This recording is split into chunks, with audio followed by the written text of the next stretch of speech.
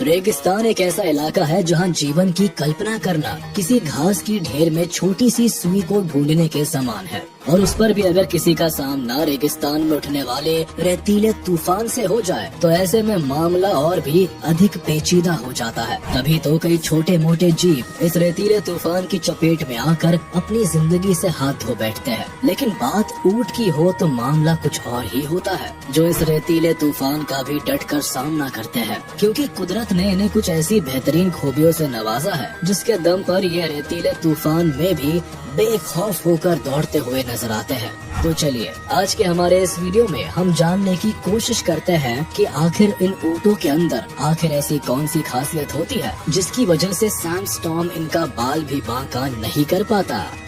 इतिहास गवाह है कि इस धरती पर राजा महाराजा के जमाने में एक दूसरे के राज्य पर अपना कब्जा जमाने की खातिर कई लड़ाइयाँ लड़ी गई, और इस बात में कोई संदेह नहीं कि रेत से लबरेज रेगिस्तान भी इन भयानक लड़ाइयों से अछूता नहीं रहा। यही वजह है कि इन लड़ाइयों में कुछ ऐसे उदाहरण भी रहे हैं जब कई लड़ाके रेगिस्तान में उठने वाले रेतीले तूफान की चपेट भी चढ़े हैं, क्योंकि जब तक ये लड़ाके कुछ समझ पाते या अपनी बचाव में कुछ कर पाते तब तक इनका पूरा का पूरा अस्तित्व ही रेत के ढेर में दबकर पूरी तरह से दफन हो गया। अब ये तो हुई पुराने जमाने की बात, लेकिन अगर बात करें आज के जमाने की तो मौजूदा समय में भी रेतीले तूफानों में घर, गाड़ी और यहाँ तक कि इंसान भी रेत के ढेर में देखते ही देखते दब जाते हैं। और यही वजह है कि रेतीले तूफान को देखते ही लोग वहाँ से 9-2-11 होने में ही अपनी भलाई समझते हैं। लेकिन यहाँ सबसे बड़ा सवाल ये उठता है कि रेगिस्तान के जहाज कहे जाने वाले ऊंट आखिर रेतीले तूफान से क्यों नहीं डरते हैं?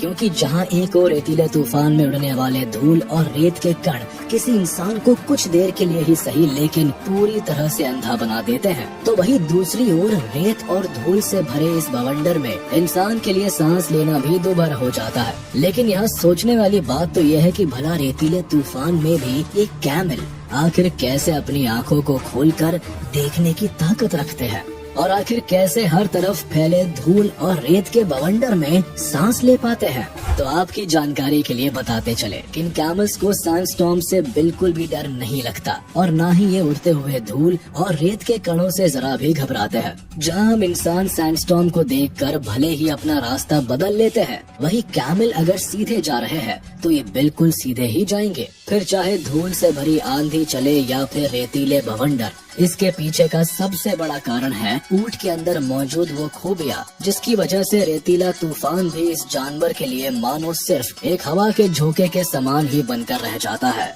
दरअसल रेगिस्तान के जहाज के नाम पर मशहूर कैमल्स की आंखों के ऊपर जो पलकें होती है वो इतनी लंबी होती है कि इसकी मदद से ऊंट अपने आसपास उड़ रहे रेत के कणों को अपनी आंखों में जाने से रोक लेते हैं। सिर्फ इतना ही नहीं, इनकी आंखों के अंदर एक पतली सी लेयर भी मौजूद होती है जिसे ये अपनी जरूरत के हिसाब से जब चाहे बंद कर लेते हैं और जब चाहे इसे खोल भी लेते हैं। और आप इस बात को जानकर हैरान रह जाएंगे कि इनकी आंखों में मौजूद ये पतली लेयर पूरी तरह से ट्रांसपेरेंट शील्ड की तरह होती है, जो बंद होने पर रेत के कणों को आंखों के अंदर जाने से रोकता तो है ही, इसके साथ ही इसके बंद हो जाने से कैमल के देखने की क्षमता पर भी कोई असर नहीं पड़ता। यही वजह है कि रेतीले तूफान में भी ऊंट बड़ी आसानी से देखने में पूरी तरह से सक्षम होते हैं। और इनकी इस काबिलियत को देखकर तो ऐसा ही जान पड़ता है कि जैसे मानो ये कैमल रेतीले तूफान में अपनी आंखों के ऊपर कोई गॉगल्स लगाकर दौड़ रहे हो। लेकिन अब जरा कल्पना कीजिए कि ऊंट की आंखों में अगर ऐसे एडवांस मैकेनिज्म नहीं होते तो भला इनका क्या होता।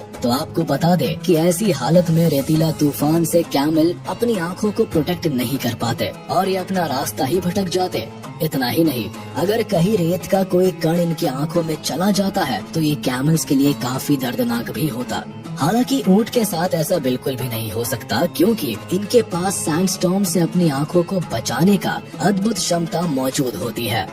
अब ये तो हुई ऊंट की आंखों की बात, लेकिन अब यहाँ एक सवाल तो ये भी खड़ा होता है कि रेतीले तूफान के उठने के दौरान रेत के कण तो इनके आंखों के अलावा इनके नाक के जरिए भी इनके शरीर के अंदर दाखिल हो सकता है। तो अगर ऐसा हुआ तो ऊंट जैसे विशालकाय जानवर भी काफी मुश्किल में पड़ सकते हैं। लेकिन जैसा कि हम आपको पहले भी बता चुके हैं कि कैमल के पास कुछ ऐसी बेहतरीन खूबियां होती है जिसकी वजह से रेतीला तूफान भी इनका कुछ नहीं बिगाड़ पाता। ऐसे में अगर बात करें इनके नाक की, तो इनके नाक की बनावट कुछ ऐसी होती है कि ये जब चाहे अपने नाक के छेद को अपनी जरूरत के हिसाब से खोल सकते हैं या फिर इसे बंद भी कर सकते हैं। अब इस बात को सुनकर आपके दिमाग में ये सवाल जरूर उठ रहा होगा कि भला ऐसे कैसे हो सकता है। तो आपको बताते चले कि रेगिस्तान में जब सैंडस्टॉर्म उठता है तो ऐसे में जब हर तरफ धूल का सैलाब आता है तो ऐसे में कैमल अपनी नाक के छेद को कुछ इस तरह से चिपका लेते हैं कि इनकी नाक का छेद बिल्कुल बंद हो जाता है। ऐसे में चाहे धूल हो या फिर रेत का कण, ये ऊंट के नाक के अंदर बिल्कुल भी दाखिल नहीं हो पाते। लेकिन जरा सोचिए कि अगर ऊंट के पास ऐसे अद्भुत खूबियों वाले नाक नहीं होते तो इन कैमल्स की भला क्या हालत होती। जाहिर सी बात है कि रेतीले तूफान के दौरान उड़ने वाली धूल और रेत के कण इनके फेफड़े तक जा पहुंचते और रेत के साथ साथ इनके फेफड़े तक सिलिकॉन डाइऑक्साइड पहुंच जाता, जिसकी वजह से सबसे पहले तो ऊंट के अंदरूनी अंगों को रेत के कणों की वजह से अच्छा खासा नुकसान पहुंचता और फिर रही सही कसर पूरी हो जाती सिलिकॉन डाइऑक्साइड से, जिसकी वजह से कैमल के फेफड़े पूरी तरह से काम करना बंद कर देते। लेकिन जैसा कि हम सब जानते हैं कि ऊंट के साथ ऐसा कुछ भी नहीं हो सकता, क्योंकि ये कई ऐसे अद्भुत फीचर्स के मालिक होते हैं जिसकी वजह से सैंडस्टॉर्म इनकी सेहत को कोई नुकसान नहीं पहुंचा सकता। अब यहाँ एक सबसे बड़ा सवाल ये उठता है कि अगर कैमल अपनी अनोखी क्षमता के दम पर अपने नाक के छेद को पूरी तरह से बंद कर लेते हैं तो भला ये सांस कैसे लेते हैं। तो आपकी जानकारी के लिए बता दें कि इसका भी जुगाड़ इनके पास कुदरत ने पहले से ही दे रखा है। दरअसल आप इन कैमल्स के जो मोटे होंठ देख रहे हैं ना, ये सिर्फ दिखाने के लिए नहीं होते और न ही सिर्फ स्माइल करने के लिए होते हैं, बल्कि कैमल अपने इन मोटे होठों की मदद से बड़ी ही आसानी से सांस लेने में पूरी तरह से पारंगत होते हैं। और आप इस बात को जानकर पूरी तरह से दंग रह जाएंगे कि रेतीले तूफान के दौरान इनके मोटे होंठ धूल या रेत के एक भी कण को इनके फेफड़े तक नहीं पहुंचने देते। भाई वाह, है ना कमाल की बात। तो चलिए अब लगे हाथ इनके कानों के ऊपर भी गौर फरमा लेते हैं, क्योंकि जब रेगिस्तान में रेत का बवंडर आता है तो इसमें उड़ने वाले रेत के कण इनके कानों के रास्ते दाखिल होकर इनके शरीर के अंदर तो पहुंच ही सकते हैं। क्या हुआ, हमारी इस बात को सुनकर आप चौंक गए ना? तो जरा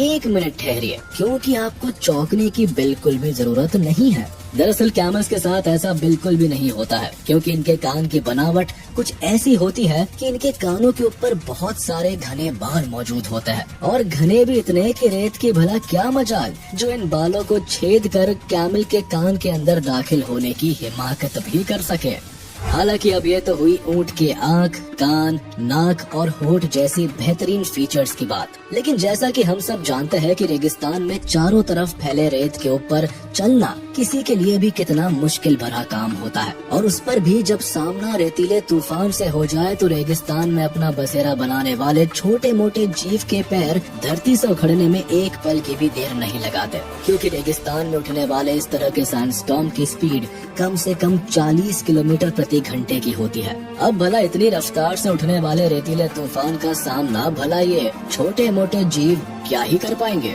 लेकिन आप इस बात को जानकर हैरान रह जाएंगे कि ऊंट इस रेतीले तूफान में भी बिना रुके और बिना थके अपने रास्ते पर बेखौफ होकर चलते रहते हैं, जैसे मानो इन्हें इस तूफान की कोई परवाह ही नहीं हो। इसके पीछे का सबसे बड़ा कारण होता है इनका भारी भरकम शरीर और इनके अनोखे पैर, क्योंकि जहां एक तरफ इनका हैवी बॉडी इन्हें तूफान में भी डटे रहने की ताकत देता है, तो वहीं दूसरी ओर इनके पैरों की बनावट इतनी अनोखी होती है कि इन्हें रेत पर अपना पकड़ बनाए रखने में काफी मददगार साबित होती है। ऐसे में ये कहना शायद गलत नहीं होगा कि कुदरत ने इन कैमल्स को कुछ ऐसे अद्भुत फीचर से नवाजा है जिसकी वजह से सैंडस्टॉर्म इन्हें अपनी आगोश में लेकर मौत की नींद सुलाना तो दूर की बात, इनका बाल भी बांका नहीं कर सकता है।